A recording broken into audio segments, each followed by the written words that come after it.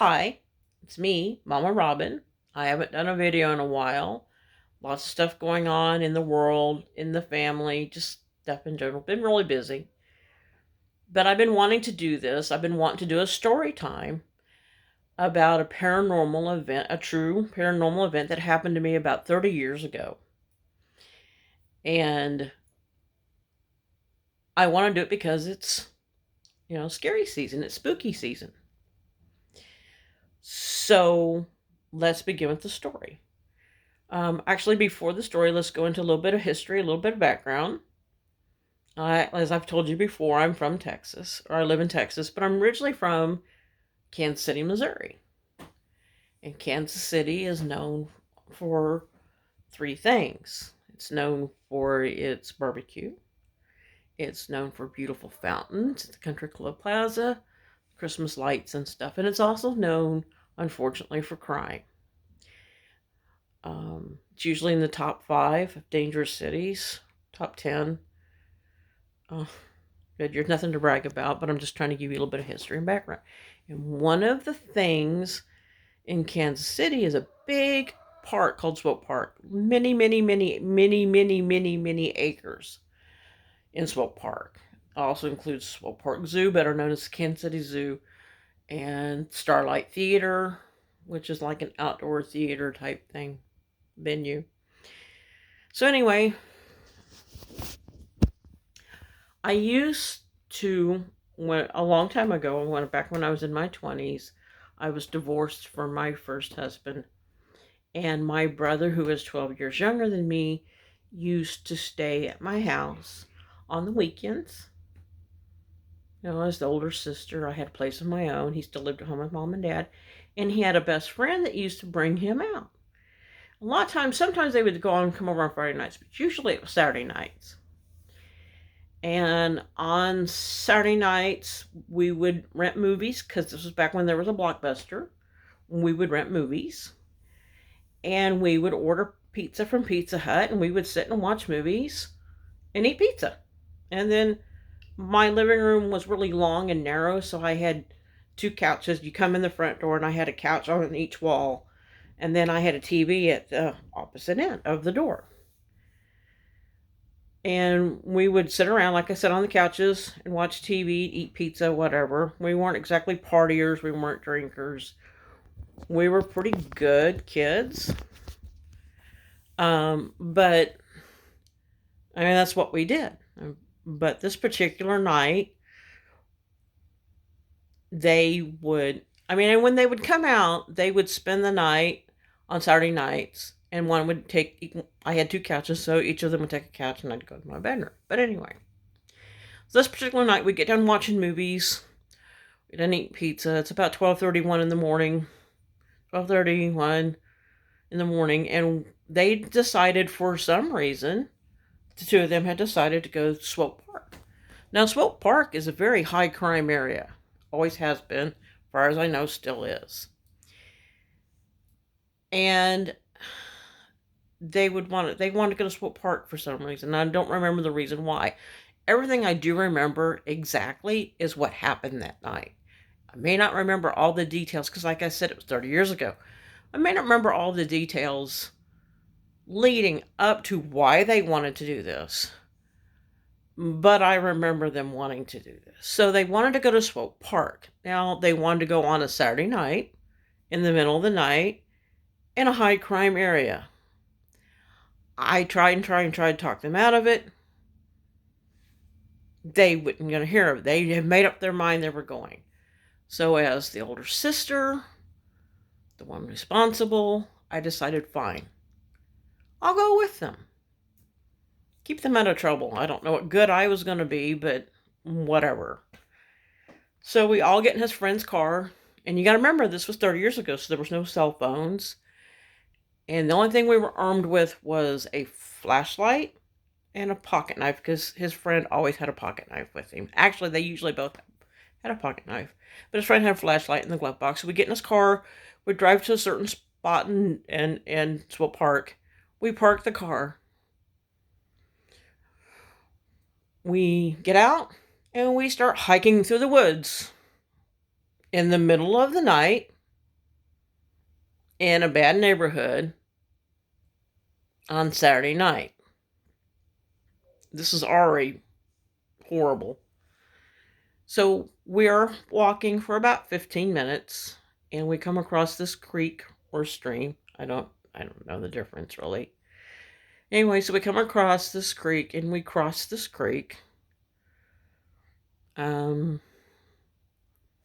We walk for about another 15 minutes and we come into this clearing. And in this clearing was this large boulder. And this boulder was huge, like picnic table size. And it was almost perfectly flat on top. And on the ground around this boulder were candles, like little tea light candles, nothing very big. And bones. We don't know what kind of bones. I never asked. I don't know. I don't want to know. But there was bones, and then there was a substance on the ground and on the boulder that had the appearance of dried blood. So we're standing there and we're looking at this in the dark with just the flashlight, and I get this feeling like I'm being watched. We've all had that feeling. And I happened to look at the top of the hill. And like I said, this was a hike through the woods, and it was a gradual incline up this hill. So I kind of look at the top of the hill, and I see a cloaked figure. Cannot make out a face. Don't know if it's male or female. But I see this cloaked figure standing at the top of this hill. And trying not to be scared or trying not to be loud or trying not to draw attention, I kind of lean into the two boys and I'm like, look at the top of the hill. And they both look and they both see what I saw. This cloaked figure standing at the top of this hill. So his friend says, just looks at the two of us. And without any thought, nothing else came out of his mouth. The only one word came out of his mouth was run. So my brother grabs my left wrist with his right hand and he jerks me towards him and he starts running. And his friend comes up from behind and he's running too. So the three of us are running. And we are running very fast through these woods. Now remember, this was a half-hour walk to get to where we found this boulder. As occasionally as one of us would look back, we would realize that this cloaked figure was coming towards us and moving in on us. And we're running. We're hauling ass. We're moving just as fast as we can.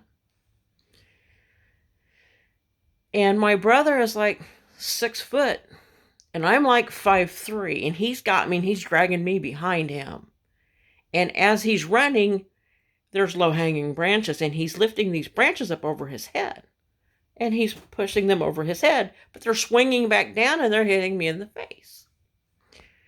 So with that being said, I'm trying to duck out of the way of these branches because I'm getting tired of being smacked in the face.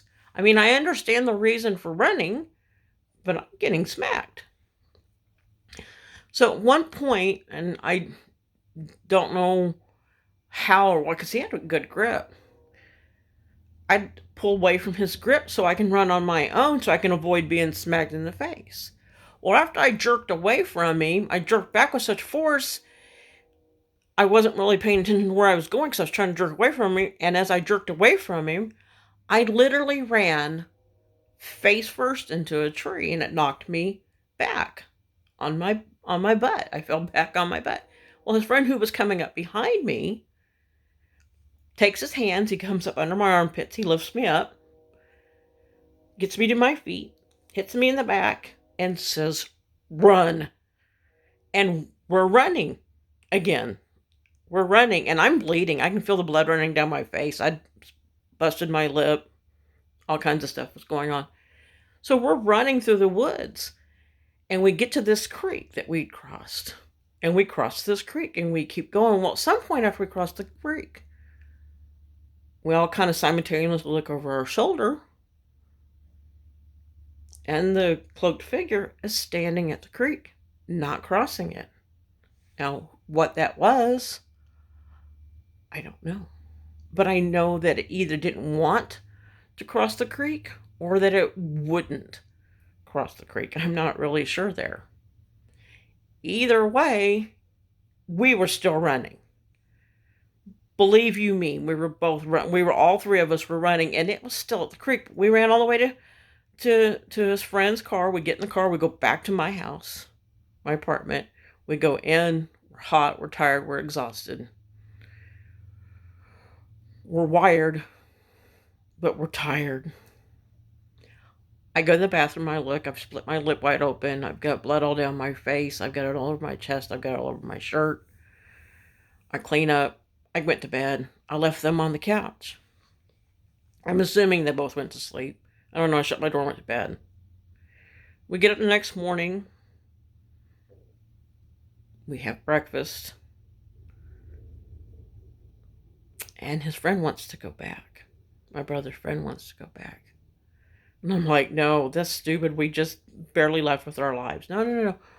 We're going to go back. So they decide they're going to go back. And I decide that I, of course, going to go with them. So we go back to the same spot. We hike the same way up. You could tell we'd been there the night before and that we'd run through it. We found the same boulder. We found the same candles. We found the bones. We found the stuff that appeared to be blood. Of course, we didn't see the cloaked figure again. And after we left there, if we found this stuff, we don't know why we went and found it, but we left again. And we never went back.